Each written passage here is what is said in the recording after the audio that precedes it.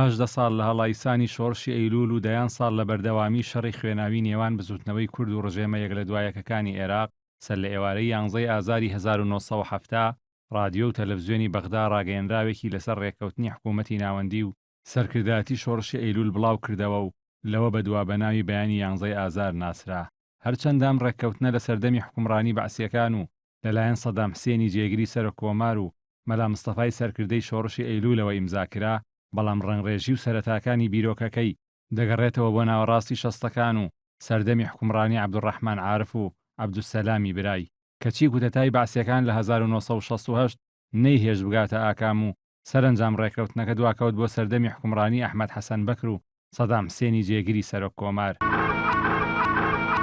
لە پاش بڵاوکردنەوەی بەیانی 11 ئازار ئاهەنگگێڕان و خۆشببینیەکان بە ڕێککەوتنەکە گەلێک زۆر بوون، چونکە بڕیار بوو چیتر کۆتایی بە شەڕ و شۆڕ و ململانیەکی خوێناوی دوور و درێژ بهێنێت لە نێوان بزوتنەوەی کورد و دەوڵەتی عێراق کە مێژوەکەی هاوتەمەنی مێژووی خودی دەوڵەتەکە بوو. بە پێی ڕێککەوتنەکە عێراق دانینا بە مافی ئۆتۆنۆمی بۆ گەلی کوردستان،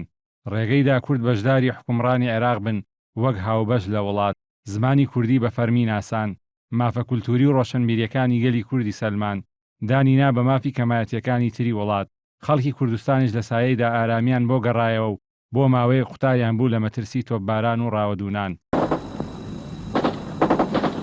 بەڵام هەر زوو دەرکەوت ئەم ڕێککەوتنە هیچ بەهایەکی نییە و شەیتانی وردەکاری وای کرد بە مەرەکەبی سەر کاغەز بمێنێتەوە. شارەزایان ئاماژە بەوە دەکەن هۆکاری سەرەکی شکستێنانی ڕێککەوتنەکە دەگەڕێتەوە بۆ ناکۆکی هەردوو لەسەر سنووری ئیداری ناوچەی ئۆتۆنۆمی، بە تایبەت مافی کورد لە شاری کەرکووک و خاوەندارێتی نەوت لەم شارە دەوڵەمەندە.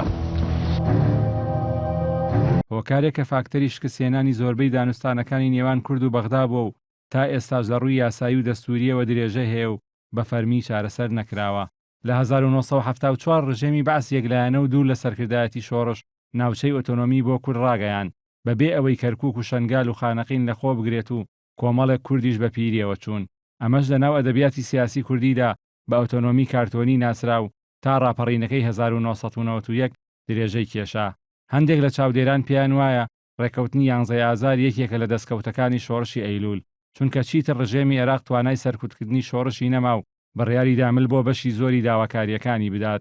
هەندێکی تر پێیان وایە ڕێککەوتنەکە فێڵ و چاوبەستکردن بەولاوە هیچی تر نەبووە. بەو پێی ڕژێمی بەعس پێویستی بە وشانێکە بوو بۆ ئەوەی باشتر خۆی ڕێک بخاتەوە دژ بە کورد و ئەوە بوو 5 ساڵ دواتر و لە مانگی ئازاری 1975 ڕێککەوتنامەی جەزایر و زیندە بەشاڵکردنی سەراپای شۆڕشی ئەیلولی کرد بەسەریدا. سەرباری ئەم دوو بۆ چوونەش زۆرێک بە گرنگیەوە لە بەیانی 11 ئازار دەڕوانن بەو پێی دۆکۆمنتێکی فەرمی و تۆمارێکی نووسراوە لە نێوان کورد و بەغدا کە تێیدا زۆرێک لە مافەنەتەوەیەکانی کورد دانی پێدانرا. ئەمەش بۆ گەلێکی وەک کورد کە لای هەندێک لە بیانیەکان وان ناسراوە زۆر جار کۆڵەوار و بێپلان بۆ لە دانوستانەکاندا